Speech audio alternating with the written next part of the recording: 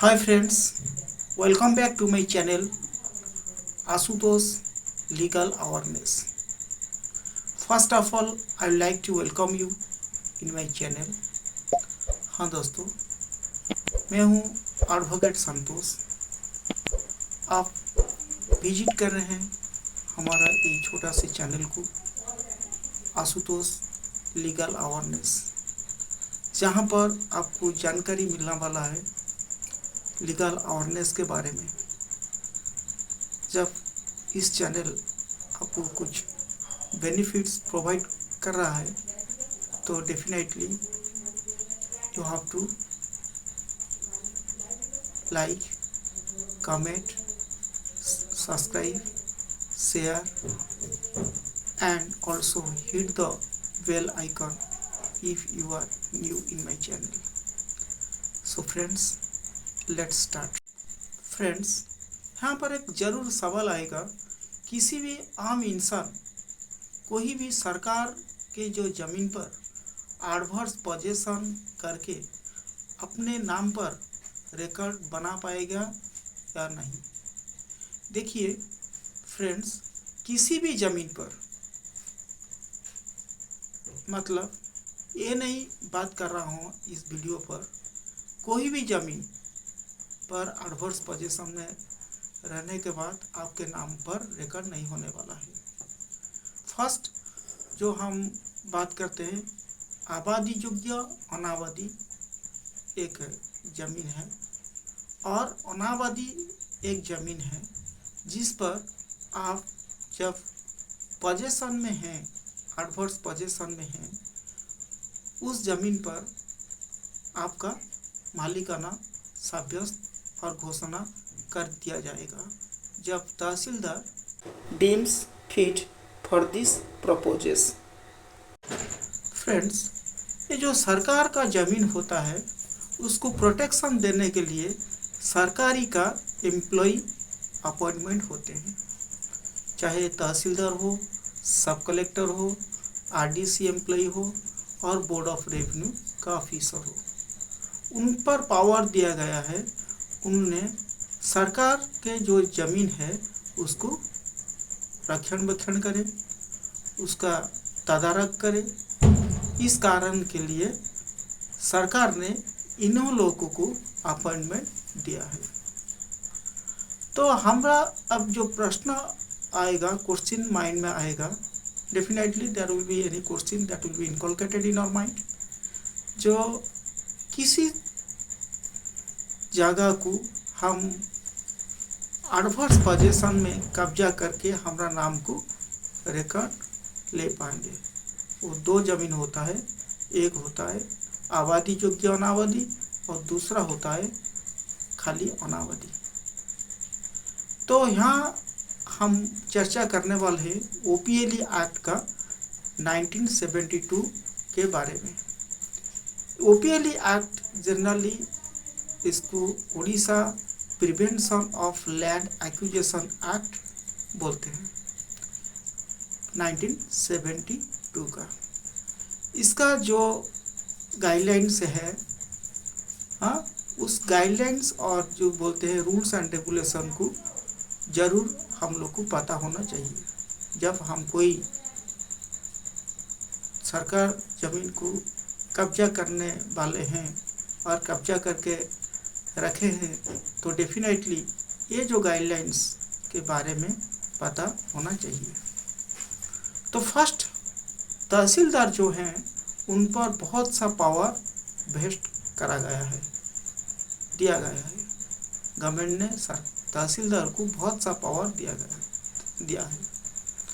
तो फर्स्ट जो सेक्शन 7 बोलता है ओपीएलई एक्ट का, सेक्शन 7 में है, जो भी ज़मीन होना की हो, चाहे जंगल हो, चाहे फांका जो वैकेंट लैंड हो, उस पर जब कोई आम इंसान उस जगह को जबरदखल करके एडवर्स पोजीशन में लाकर उस पर कोई मकान बनाया है और कोई कल्टीवेशन लैंड प्रपोज पर इसको यूज़ कर रहा है और कोई फार्म कर रहा है, तो उसको निकालने के लिए तहसीलदार का एक पावर होता है, वो एविक्शन नोटिस भेजकर आपको उस दखल पर आपको एलिमिनेटेड कर देना वाला है।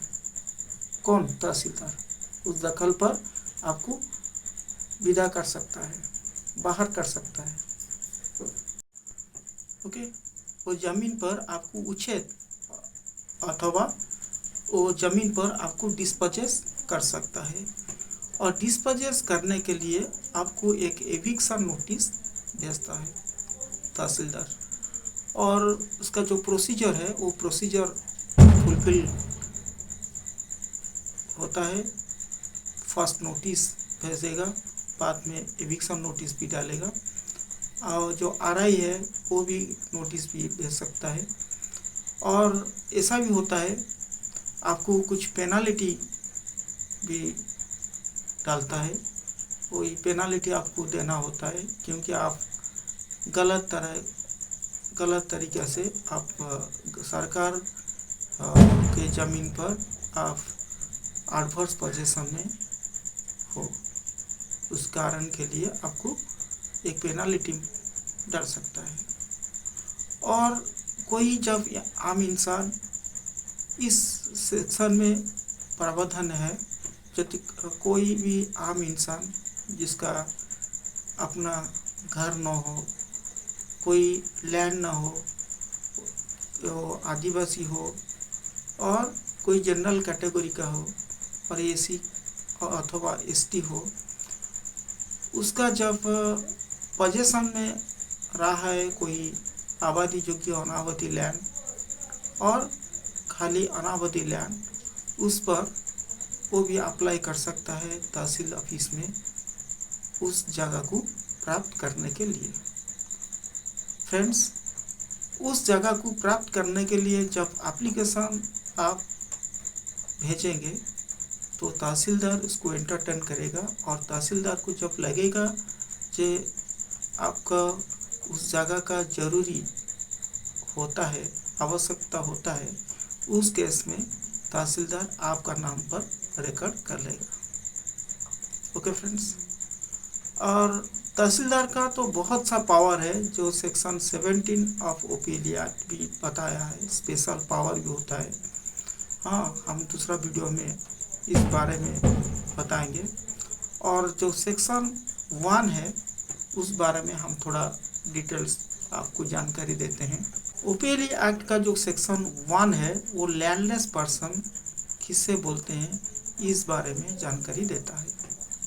ओके फ्रेंड्स, और सेक्शन 2 जो है वो होम स्टेडलेस पर्सन, जिसका घर बाड़ी नहीं है, कोई जगह नहीं है, और जो भी जगह है उसका 1 एकड़ से कम होता है, उसको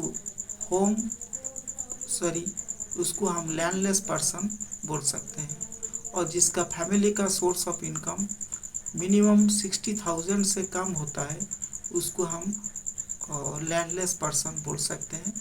ओके, वो इंसान अपने कोई भी सरकार जगह को जबरदखल करने का एलिजिबल होता है।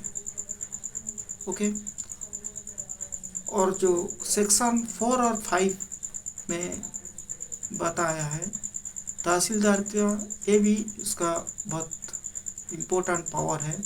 कोई भी आम इंसान जब कोई सरकार के लैंड पर जबरदखल करके रखा है, जो एडवर्स पोजीशन में रखा है, तो उस व्यक्ति को उसे निकालने के लिए तो पहले एविक्शन नोटिस भेज दिया जाता है सेक्शन 7 के तौर पर, और उसी के साथ सेक्शन 4 और 5 डील करता है, उसे असेसमेंट ऑफ टैक्स लगा दिया जाता है, जिसका तहसीलदार का पावर बनता है। तो फ्रेंड्स, आज का वीडियो जस्ट इतना सा। जब वीडियो अच्छा लगेगा तो definitely do like, share, comment, subscribe and hit the bell icon if you are new in my channel. पहले से मैं माफ़ी मांगना चाहता हूँ, क्योंकि हम बिलोंग करते हैं उड़ीसा में। थोड़ा बहुत हिंदी लैंग्वेज जो हमारा है वो थोड़ा बहुत mistake, I think some extent it is also mistake one while I am speaking Hindi. I am not well acquainted with Hindi. Many months ago, while I was a student of class 9th or 10th, at that meantime I used to speak Hindi rapidly, and now I am not well acquainted with Hindi. For a long distance in gap, I tried my level best to speak Hindi before you.